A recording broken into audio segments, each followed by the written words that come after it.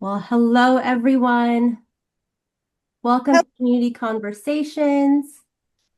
We are so glad you can be here today. I'm one of your co-hosts, Sheila Kukan, and I'm really excited to be back with my co-host for December, Deborah Olmedo.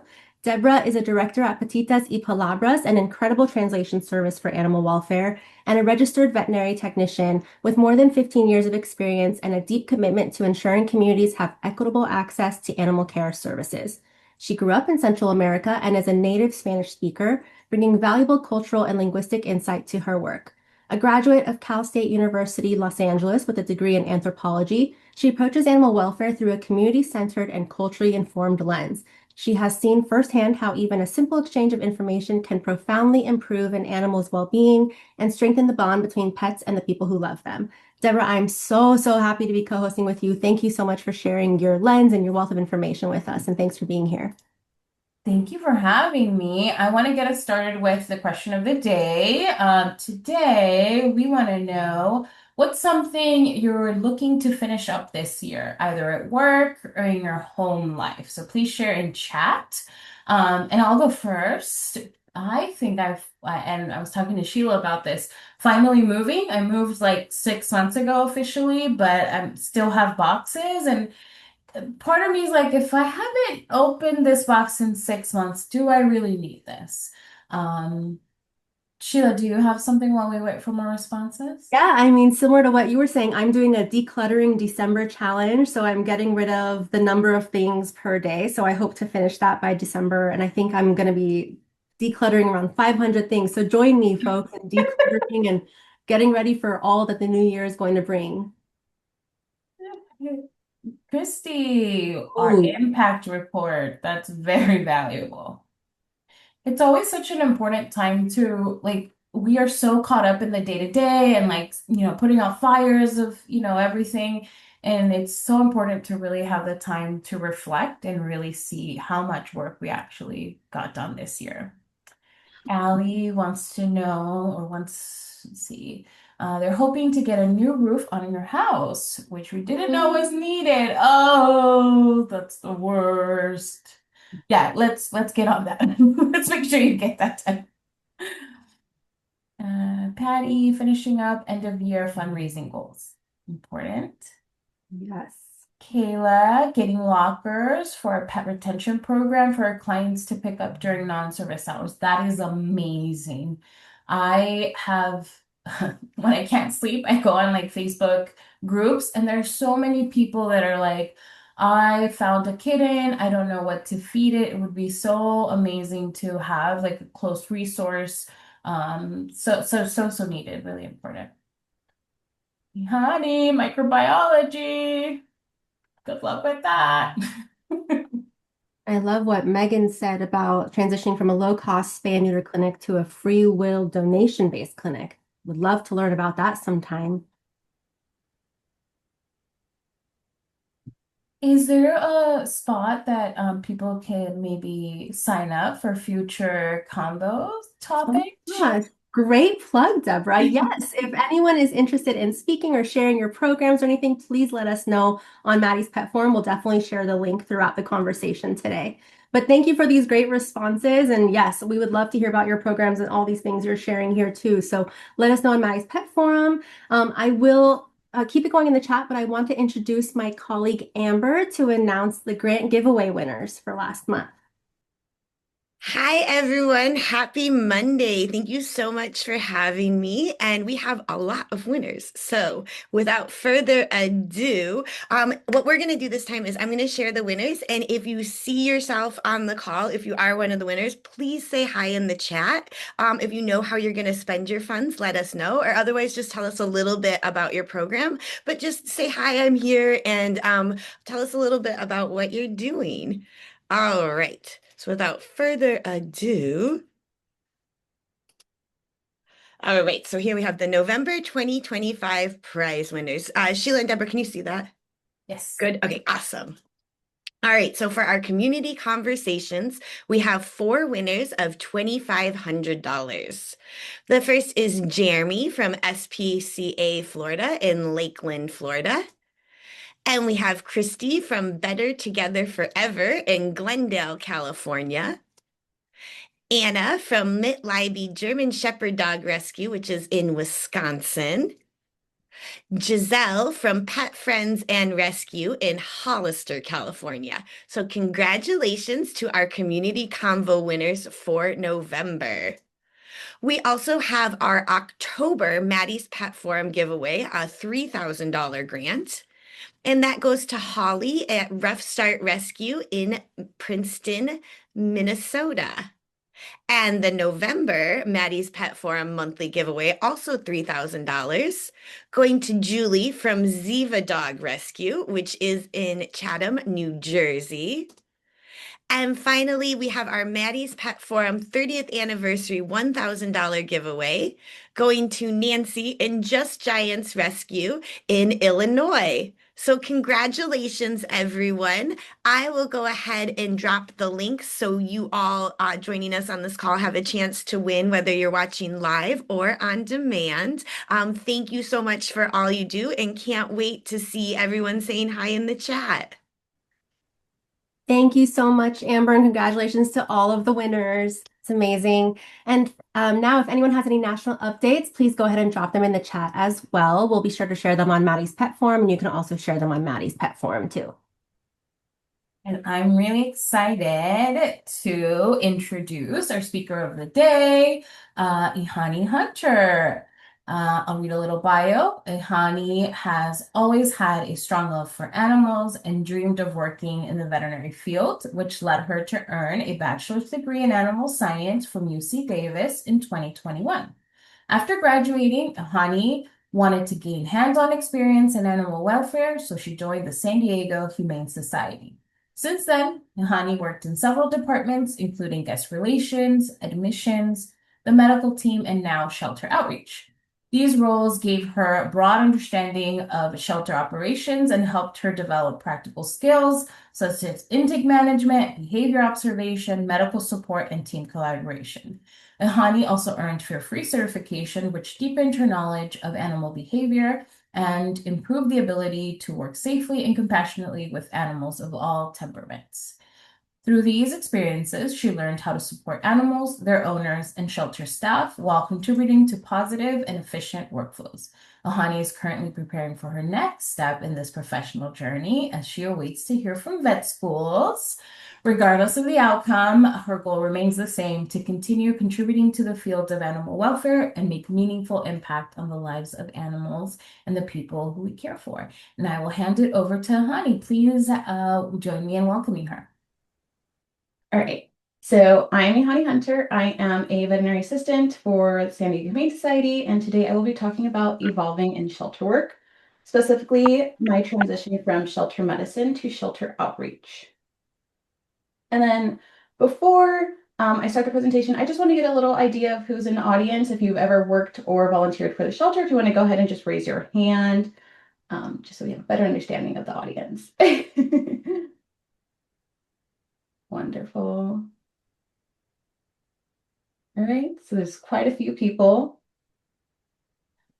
And so I'm going to, whether you've worked in shelter work or not, I just want to, in one word, whoops, let me see if we can get that going. In one word, what comes to mind when you think of shelter work? And you can just go ahead and drop that into the chat box. Just want to get an idea. There's lots of words that I can think of.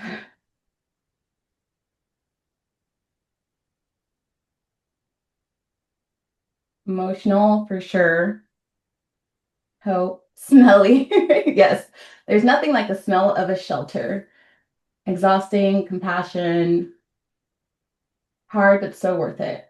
Burnout, yes. All of those are things that I can agree with, that I've felt, that I've seen: compassion fatigue, burnout. I've seen all those things, and I'll talk about those a little bit further on in the presentation. But first, I want to go ahead and just tell you a little bit about me. We did have a brief explanation of my experience, but like I said, was told, I graduated from UC Davis in 2021 with my bachelor degree in animal science from UC Davis. A little bit before I graduated, I started working at San Diego Humane Society just to get my foot in the door to see where I can get experience, help some people get reunited with their lost pets. and then transitioned over to our admissions department where I was able to get a lot of hands-on experience working with many different types of animals, dogs, cats, bunnies, different kinds of birds, reptiles. Left the shelter just for a little bit, but I came back to work in our medical department as a veterinary assistant for a year, and then I went ahead and joined the shelter outreach team. So shelter medicine, basically the foundation of it is it all encompasses compassion, courage, impact, and inclusion. And compassion not only towards the animals, but towards your staff, your coworkers, because everyone's going through the same things, the same struggles. Courage to learn something new, impacting all the animals around you. And then inclusion, you're working with all kinds of people all the time. So just being able to include them. And so what's involved in shelter medicine is our daily care routines, and that's going to involve any care for any of the animals hospitalized in the hospital, but also for any of the animals in our general populations that are also on medication, which we have to go and give every morning and evening. And then we're also seeing a lot of urgent cases, emergencies, and that's anything from a blocked cat to hit by car animals, parvo cases, distemper, many different things. And then another important part of shelter medicine is our surgeries. We're doing a lot of surgeries a day. At Sandy Humane Society, it ranges from as little as 40 to I think as the most that we've done in a day is around 70-ish. And that's really important in our field because we are trying to get these animals spay and neutered to get them out of our care and adopted. But working in shelter medicine, it's going to bring a lot of new challenges and lessons. Like I said, we see a lot of different emergencies. We see animals come in all sorts of states, either really skinny or they're just missing hair, all kinds of things. So you're always learning something new. And one thing about working in shelter medicine or in shelter field in general is resourcefulness is key. There's going to be times where you have to improvise because you just don't have a certain resource. And so that leads me to this picture over here to the left, where I'm holding this big Frenchie in this baby carrier thing. He had megaesophagus. And so he has to be vertical while he's eating and has to remain there for about 10 minutes to allow all the food to go down to his stomach. And he just did not tolerate being held up. And so the only thing that we could think of is putting him into this little carrier because he had no other option but to sit there and wait. And so, and then this other one, this one wasn't really improvised, but she had a broken jaw. And this was her feeding muzzle. She had a clean muzzle versus her feeding muzzle because her broken jaw did not stop her. And then another part of shelter medicine that comes with shelter medicine is just the inspiration through the transformations that you're going to see. You see some of the animals that come in the worst state, and then you get to see them evolve into these amazing animals. And so I'll go ahead and step into that. So these are two of my favorite stories. We have above is Sock. He came in, one of our off-duty officers was just at a grocery store, found this person who was selling puppies, and he was 2 times smaller than his siblings. And so she convinced the owner to give him to her. And he went into foster care, came back a few months later, and was this chunky little puppy. And my other favorite story is this one of Bonsai. He came in super shut down, didn't really care to interact with anyone. He had an eye mask. He was extremely skinny. He had a lot of skin issues. And then over the course, I think of 2 months or so, 2 or 3 months, he transformed into this super furry dog. He gained all his weight back. And then every time he came into medical, he would just get the zoomies. And he turned into the super happy dog. And it's just really amazing to see those transformations in the shelter. All right, so some lessons from shelter medicine includes efficiency through and in high quality, high volume spay neuter. Like I said, surgery is really important part of our day. We're trying to get as many animals spay and neutered and out of our care. That's the main goal of our shelters. We don't want the animals, but we're going to provide a temporary home for them until they can get a home outside of our care. And another important lesson from shelter medicine, or just working in shelter in general, is reading and managing behavior. This is just extremely important because within the field in general, working with animals, it's important to understand this, but especially in the shelter field, because you're dealing with animals that you don't know what their history is, what their behavior is. You don't know what their triggers are. And so being able to understand what their body language is conveying to you so that you can properly handle them, so that you're safe and also not creating a negative situation for them or experience for them. Another part, another lesson from shelter medicine is being patient and adapting under pressure. Patience comes from just, there's always things that are going to be changing, new situations, new outbreaks, even patience with just the animals itself. Like I said, a lot of animals, we don't know their history. And so they might not tolerate a lot of things, and you just have to be patient with them and with yourself and being able to adapt under pressure. San Diego Humane Society, we get a lot of different emergencies.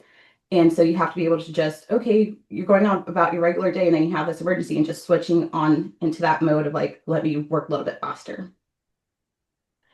And the most important part of working in shelter medicine is being able to rely on your team and collaborate with others. And that's from the DVMs to the techs to the VAs, even down to our volunteers who we love working with. We have our volunteers come in a few days a week to help with our surgery packs or with our just the routines around just having an extra person is definitely handy. And so teamwork and collaboration is super important. That leads me into my transition into shelter outreach. So there's a few reasons that drove me to go into shelter outreach. One, like I said, I'm hoping to get into vet school, so I just thought it was a really good opportunity for growth. But then compassion fatigue. I know there was a few people that said burnout earlier. As we all know, euthanasia is a normal part of working in the shelter setting. And it's very hard to not get attached to some of the animals. And there was a specific dog that I got attached with, and I didn't agree with the decision that leadership decided to do. And, those things happen, but I was just at a point where I was like, I don't know what to do anymore. Like, I don't really have the fight to keep fighting for these animals. Like, I have these emotional bonds, and then this keeps happening. And so I was trying to figure out how can I remain within the field, but find a way that separates myself from building those emotional connections at that time. And I thought this was the perfect opportunity. And so I took it. And I was also just really curious to see what other shelters looked like and how they operated. Working at San Diego Humane Society, we're pretty well off as far as resources, and we're really large. And so that was the only idea I had of shelters. And so having this opportunity, I was able to go and see what other shelters look like, how they functioned, what their routines were. And it was definitely eye-opening. And so when I was stepping into this position, I had to embrace a lot of change. I had to now work with a brand new team, as we have there in the picture. It's Dr. Adam and our technician, Laura. I had to learn how to work with them. They had worked together previously before they came to the San Diego Humane Society. So they already had a dynamic going on. And I had to figure out how I fit into that dynamic. And eventually I did, but it wasn't easy at first.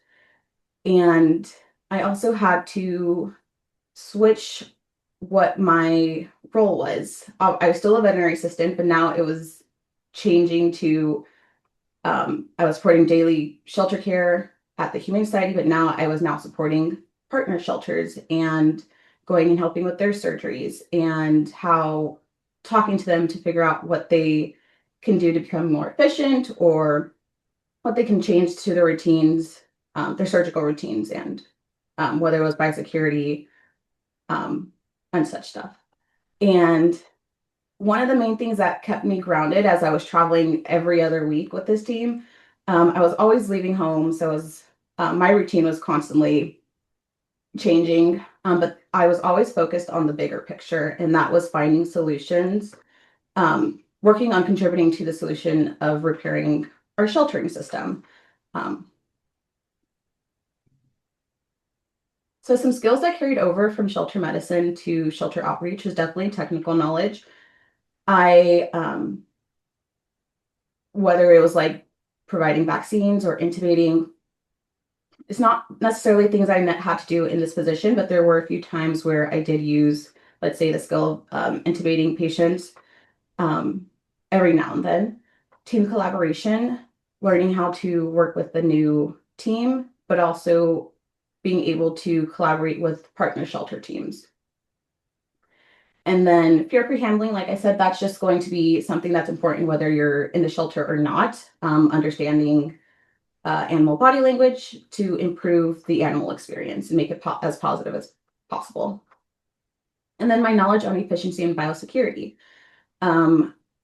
At San Diego Humane Society, we did have a consultation from ASPCA on our surgical practices. So I was able to take what I learned from that and also share it with the partnering shelters. And that included biosecurity efforts, which I also had a lot of knowledge on that, just dealing with cases at San Diego Humane Society with strep zoo and parvo and distemper and panleukemia. So I was able to carry all of that knowledge over to my shelter outreach position. And some of the new skills that I learned in shelter outreach was definitely strengthened communication. Every other week, I was thrown into a new team. And so I had no other option but to communicate with people, learning their experiences, what their challenges were, what changes they would like to see that they necessarily weren't seeing despite communicating with leadership. That was a common thing. It's like, yeah, I would like to see this change, but, and so one of our jobs was as a team was coming together and writing a report at the end of the week. And we would put different suggestions and recommendations. And and sometimes we would just talk to the staff to see, okay, what do you want change? And so we would include that in our presentation, in our reports as well. And so definitely communicating was something that I was able to strengthen. Adapting to new teams and environments. Like I said, I was thrown into all these teams, new teams every other week. And so I definitely had to adapt to their environments and their teams and their routines. And a part of that, in order to do that, I had to practice my openness, being open to listening to why they do things a certain way or how they handle their routines, because every shelter operates differently and they have their reasons. Whatever works for them is just what works for them. And then being able to work with these teams, as I said, I was dealing with going into this position, I was dealing with compassion fatigue and trying to figure out what would be my role outside of working within shelter medicine itself. And I found a new motivation to advocate for staff in shelters as a whole, because I was seeing all the challenges that everyone was going through, but I was also motivated by and inspired by just the staff that keep showing up to these shelters and keep providing for the animals and showing up for their teams.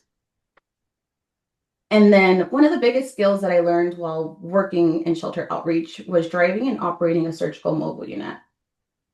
And it was super intimidating at first, but eventually it became pretty easy, and it's just a really cool skill to have now that I can do it.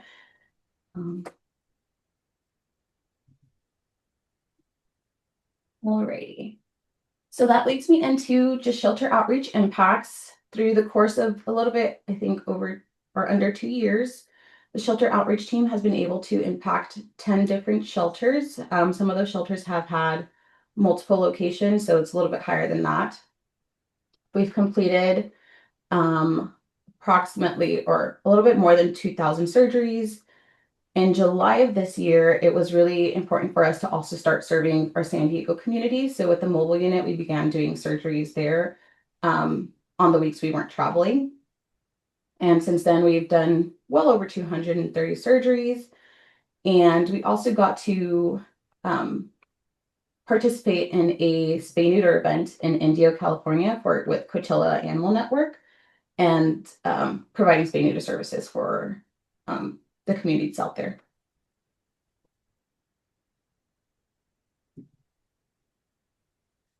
So being in this position has definitely allowed me to broaden my perspective. I now see that animal welfare is a community-wide issue.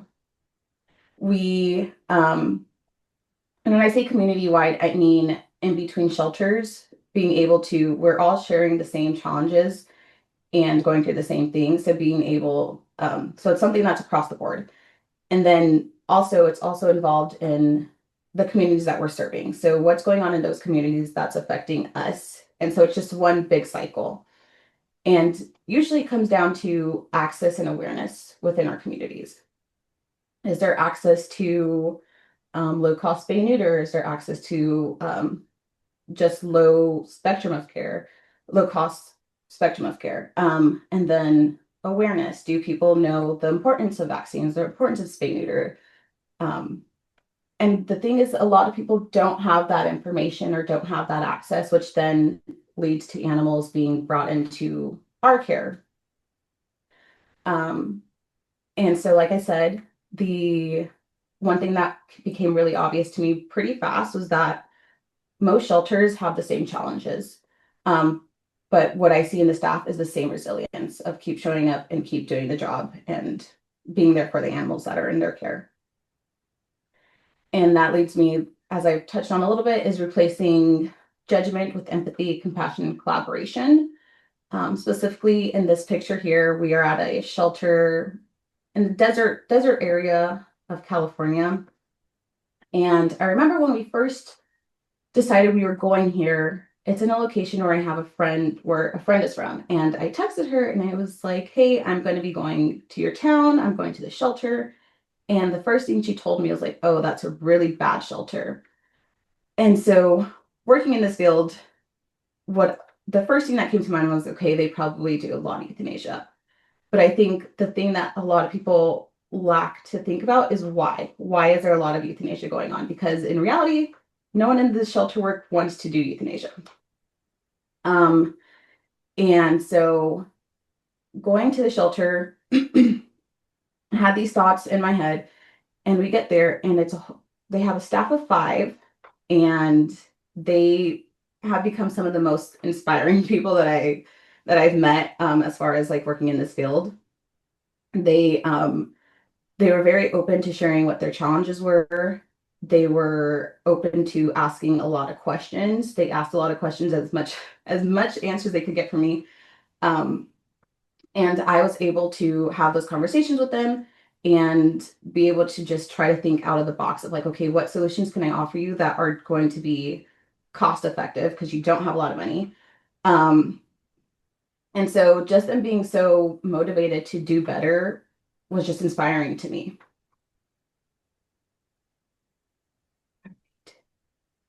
I'm just going to see if there's any questions in the chat real quick. Hey, honey, we can wait and answer Sure. questions at the end if you're okay. Okay, that's fine. All right. So just touching on some challenges that I said, I saw a lot of similar challenges across the board. One of the biggest ones was limited resources, and that's finances, which over the spectrum, I think also includes the amount of staffing that they have. We went to a lot of different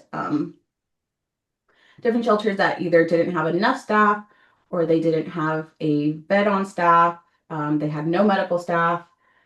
And then they're also dealing with overpopulations. There are some shelters that were housing 2 to 3 dogs within one kennel, and these are dogs that don't know each other. And so a lot of the times their medical requests were for dog fight wounds.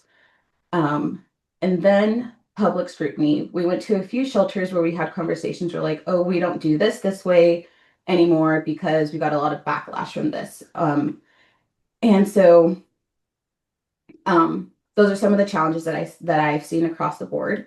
But there's definitely opportunities to help impact shelters, whether it's strengthening shelter outreach partnerships if you work in a shelter setting. And then for my shelter outreach team, we are partnering directly with other shelters, but I know there's shelter outreach for communities as well. And so, and then also encouraging others to donate, foster, or volunteer and getting involved in whatever way that they can. And then the last thing is listen first to build solutions together. And then one thing I want to also add to this that's not on here is just sharing your experiences. If you work in the shelter, if you volunteer in the shelter, just sharing your experiences with people who aren't a part of this world. I think that's really important because I've had a lot of conversations with friends or family who, when they hear that I work at a shelter, they're like, oh, like, does your shelter euthanize animals? Or is it a kill shelter, no kill shelter? And I think it's really important to let's kind of change the language a little bit. Um, because in reality, euthanasia is a part of this field and it's not anything that we want to do. It's something that is a product of the system itself. And so just some final thoughts on just my experience in this field, working in shelter work, both medicine, um, outreach, all of my roles have definitely deepened my passion for this work in general. As a someone who wants to become a veterinarian, I never saw myself going into shelter work. I was definitely far from it. I wanted to work with wildlife, but now that I've had experience working in it and I've got to work with people within this field. I just see a lot of inspiration and motivation to continue doing work. And so hopefully one day I'll be a vet in the field, but for now I will keep doing what I am doing. Um, I think it's very important. I've been able to grow up by leading with empathy, compassion, and collaboration. And I've been super grateful by everyone that I've met and that has shaped me. And then if you work in a shelter field or if you're thinking about it, it's definitely, I think for me, like I said, growth is going to come out, is going to start from getting outside of your comfort zone. So if you've been thinking about doing that thing, just go ahead and do it. If you don't like it, you can always change pathways. So, and then another thing that's really important, I think, is just every action, no matter how small, big or small, is going to help. And working together is what's going to get us to build a more kinder, compassionate future for both animals and people around us. And that is all I have today. So much. That was amazing.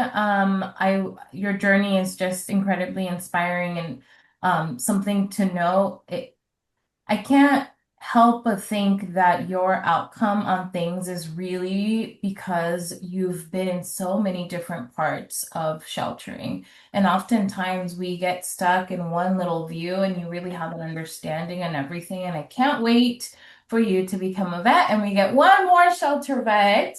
I will say I have taught RBT schools and I 100% agree. Shelter medicine is not something that we discuss. And when we have students doing rotations and things like that. I know obviously for vet school it's different, but for RVTs it really isn't. So if anyone out there is looking for extra help, try and look into your RVT, local RVT schools. They're always looking for externships. So that's my little plug there, but I want to take us over to some questions. And we did have one.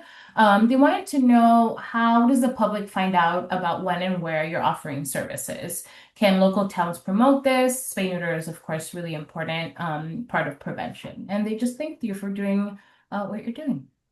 Yeah, I mean, as far as like when it comes to so the shelter outreach team for now, we're just going to shelters in California. Our team was funded through a grant, which is actually ending this week. So we're not going to be doing that at the moment, as far as I know. But we'll still be offering spay and neuter to our communities in San Diego. And if you are local and you are looking for a spay or neuter, you can just go to our San Diego Humane Society website to book an appointment. As you all do outreach, when you guys were doing it, was there a specific way that you let the public know when you were going out there? Was it like, I know we've talked to Paw Mission before, they have a partnership with government agencies and things like that. What was your approach to that? I believe when our department first started, we have my supervisor who is I believe she reached out to different shelters within California itself, because we were only serving California shelters. And I believe she reached out to them first, and there was no like certain like qualifications that she was looking for, just anyone that she extended the offer to, if they responded to her that they were interested in our help, then we pretty much went out to them. That's great. I know sometimes there's like a little unspoken like feelings with local when low cost clinics go to or mobile ones go to areas where there are general practices. It's almost like, oh, what are you guys doing here? And then, there's a little bit of competition, but I'm so glad to hear that everyone was willing and welcoming. And I think there's room for both, right? There's a need for general practices and there's a need for high volume spay neuter. So it's important to take that into consideration as well. Do we have any other questions? I have a question. Little host privilege, if you don't mind. I was wondering, something I heard you say was listen first, and I wanted to just kind of hear from your perspective, because I think a lot of times, at least what I've learned in my own sheltering experience, is sometimes we just listen to respond. So what is any tips for like how to truly listen and maybe see those systemic issues underlying what someone might be communicating? Yeah, I mean, this is definitely something I've had to practice too, is I'm usually like, okay, what's my response going to be? And I think just working in the shelter field in itself and seeing and experiencing the challenges myself as well, I try to step back because when I'm expressing different things like within my own team and I just get an answer and not necessarily like a conversation. So I just think back to those times and I'm like, okay, let me not be that person because I don't like when that happens to me. And so just really like listening to what the other teams are telling me and being able to um, have a conversation rather just than giving an answer. I agree. I think it's so important to have these conversations, and I imagine it's such a critical part of just building trust with the communities that you're serving as well, right? Which I think is going to be so amazing that you're going to translate that as a veterinarian. I'm very excited, like Deborah, to have you as a shelter vet, hopefully one day. Thank you.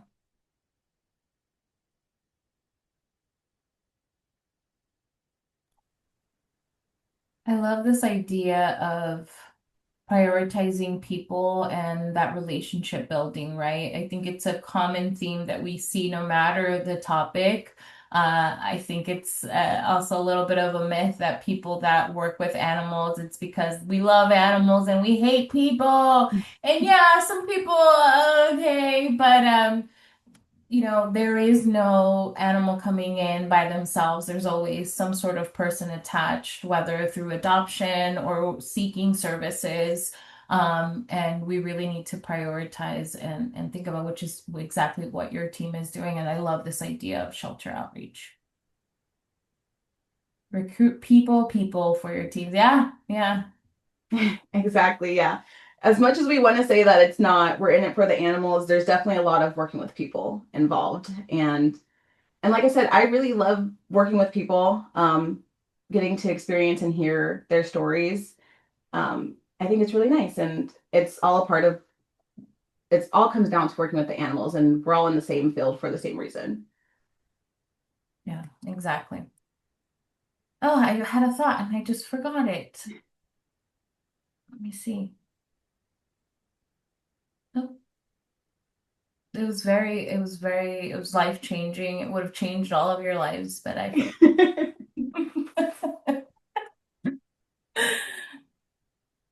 All right, we are a little bit. Do you think we can move on, Sheila? Do you want to come up with more questions? Yeah, I think if anyone has any questions, we'll give you a second to drop them in the chat. Otherwise, we can go ahead and start wrapping up. Yeah. I know we talked a little bit about this also last meeting where we think of this idea of like working with animals only relating to being a vet, which obviously, honey, in this case, you do want to be a vet, but This is also a great opportunity to learn the different aspects of animal welfare and also more specifically in sheltering, right? It's not just direct veterinary work. There's so many other aspects of it and the importance of realizing that this is all a team. Yeah, exactly. Like even just working at San Diego Humane Society, like we're a giant shelter. And so I see like the many different departments. But then, like I said, when I touch base or when we went to that one shelter that I was talking about where they only had a staff of 5, they were the ones in charge of doing adoptions. They were the ones in charge of making the euthanasia decisions, in charge of making developing their foster program, their volunteer program. And so there's so many hands, there's so many people in the kitchen. And in this case, it's good. We want as many people as we can, because it is a lot of work. And a lot of it does involve building a trust within the shelter itself, within between coworkers and departments, but also within the community. Which I feel like that's something that we're all still working on doing, is building that trust with our communities, because the history of sheltering is not a very good one. And there's a lot of bad stigma associated with shelters. And so being able to change that. And I think, like I said, it comes down to sharing your experiences with people around you, especially those that don't work in the shelter field. Mm-hmm. Mm-hmm. I have a final question again, host privileges.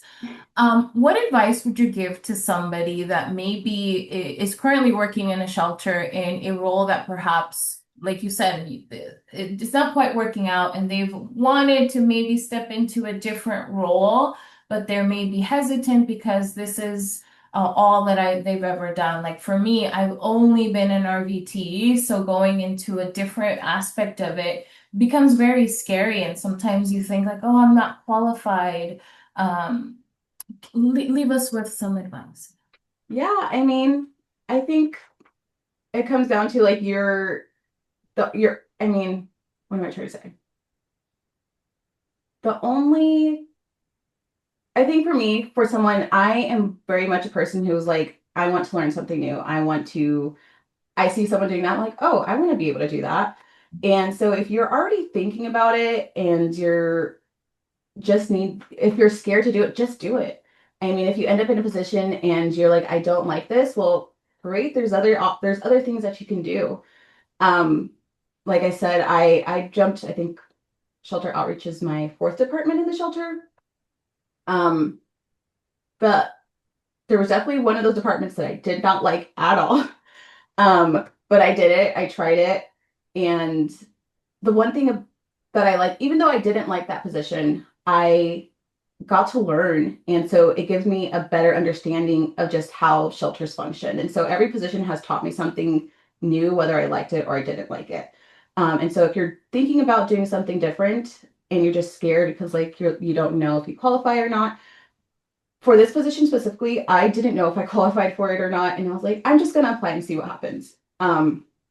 And I got it and I've enjoyed it and I've learned a lot from it. And so if you're thinking about doing something, just go ahead and do it.